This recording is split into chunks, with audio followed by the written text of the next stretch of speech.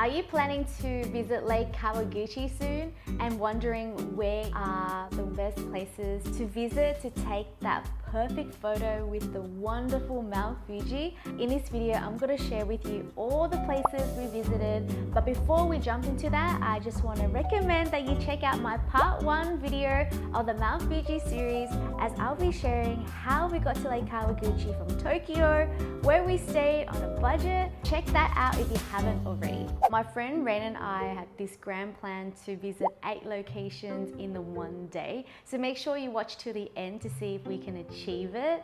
And I wouldn't recommend this to anyone who likes to have like a chill day when you're traveling, because we are photographers and videographers.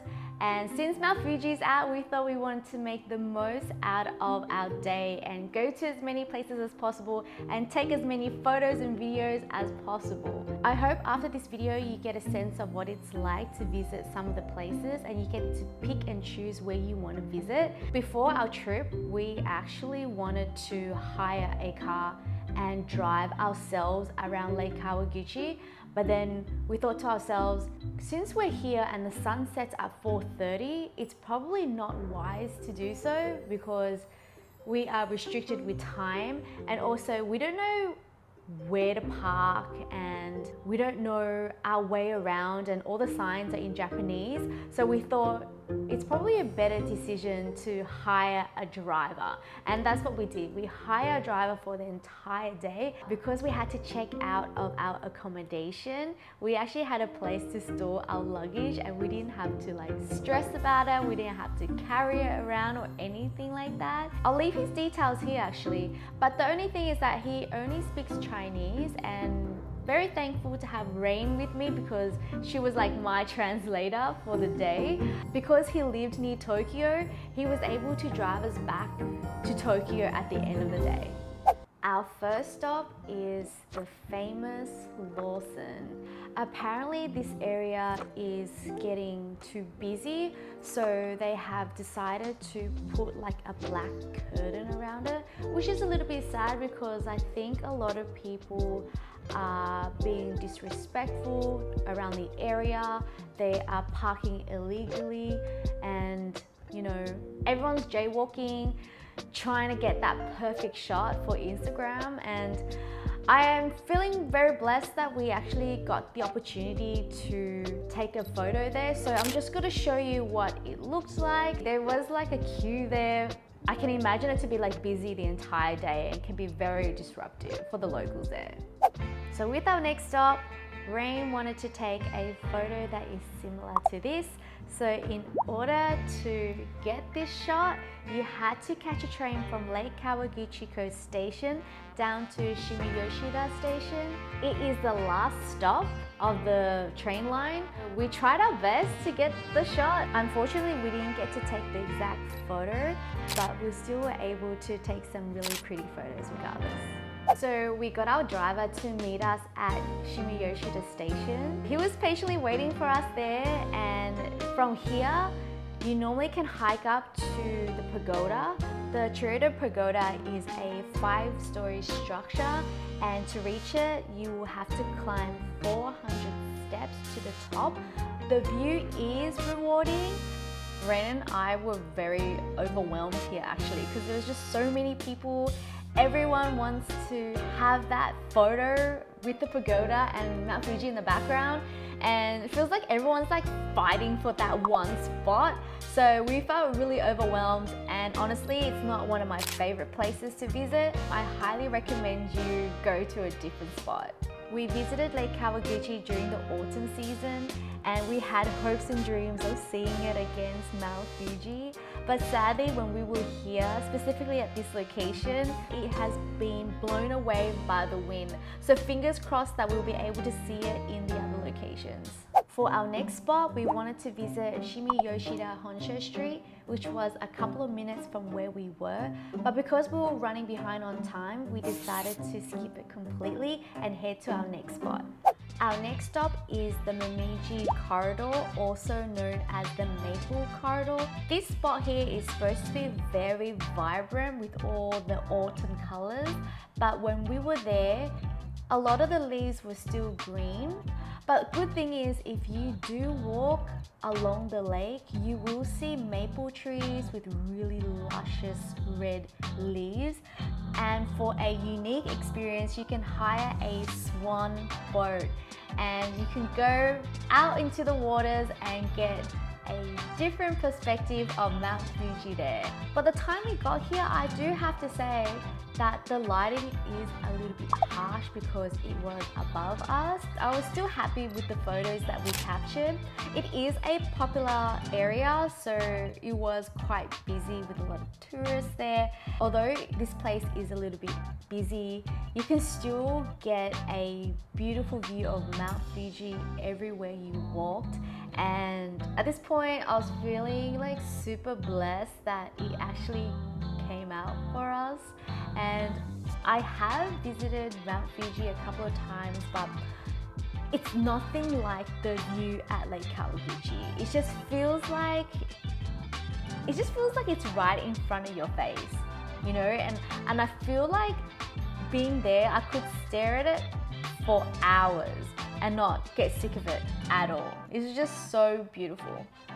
I really wish we were able to stay here a little longer, but we had to make some time for our next location, which is Tenki no Tori. And for this spot here, I found it on Instagram, and of course, what you see on Instagram isn't exactly what you see in real life, and that's what we discovered when we got there. It is actually smaller than we expected.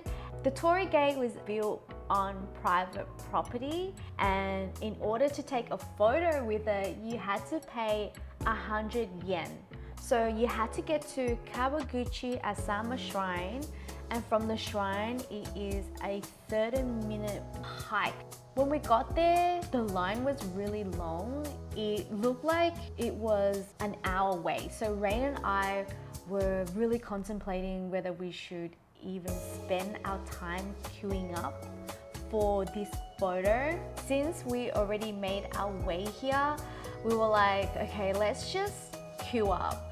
And when we were queuing up, we realized that we only have 3 minutes to take photos and videos amongst us, meaning we only have 1.5 minutes each for the shot, which is fair, I guess, because the queue is so long. There is one person there monitoring the queue, and she is strict, I tell you. Like, she'll put the 3-minute timer and it will go off after 3 minutes. Honestly, if you have limited time at Lake Kawaguchi, I wouldn't recommend this place at all.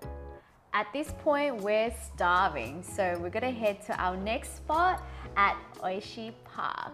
This place honestly has really good vibes. The only downfall is that obviously another popular spot, it is actually really busy, and there are people taking their pre-wedding photos here, a lot of like local tourists. And what I like about this place though is that it has a lot of facilities. Like if you need a toilet break, honestly, here's the place to go. You can buy like food and drinks, and we went to the store and bought ourselves some bows. For some reason, I don't know whether it's because I was getting tired, the bows fell off my hands as I was walking off with them, and I can still remember it in slow motion because like at that point in time I was starving, and like I was like so looking forward to eating these bows, and like I can like see them slowly falling off my hands and I couldn't do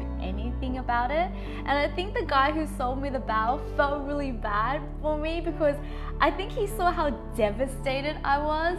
So then he was like, look, let me give you another bow. And I was like, yeah, okay, cool. But I was happy to pay for them, but he was so nice that he gave it to me for free. And I was like, oh my goodness, like Japanese people are so nice. There's something about another human being's generosity. Yeah, it made me feel really grateful and happy. Yeah, so we ended up eating the bows. They were delicious, but I did go back for another one. So we were here because of the, I don't know, the plants. They were supposed to be red, but when we got there, it turned slightly brown. So I don't know whether in the photos that we've seen that it has been photoshopped or anything like that to make it look bright red. I have a suspicion that it probably was, but we had to cut our time short here because we had to head to our next destination, and our next spot was going to take us an hour and 15 minutes, and the sun was setting at 4:30 and we couldn't waste any more time here, so we had to jump into the car straight away and head straight there. I was really looking forward to visiting this last spot, and I'm so grateful that our driver was able to get us to this spot in the nick of time. This is Fujisan Yumeno-oshi. I couldn't believe it. There's actually not a lot of people around. It's not a touristy area and it's so far away from everything. Look at the view. It looks like Mount Fuji is sitting on top of a bridge. And you know, for a photographer or videographer, the best time to capture an image or video is during sunset. And honestly, Mount Fuji lit up and has pink hues through it. Feels like a dream come true. So this spot here is located at the end of the bridge. I'll try my best to pinpoint the spot on Google Maps and leave it in the description below. And I'll also link the other locations in the description as well. This by far has to be one of my favorite locations out of the entire day. And if you do have time on your hands, or you do decide to rent a car or get a driver, I highly recommend you visit this place. It's been such an incredible day and we feel so blessed to be able to experience it. I hope you'll be able to experience it for yourself as well. But now it's time for us to head back to Tokyo and get ready for Disneyland. So if you haven't seen my video, I have shared some tips here. That's all from me for now. Stay curious, fam, and I'll see you in the next video.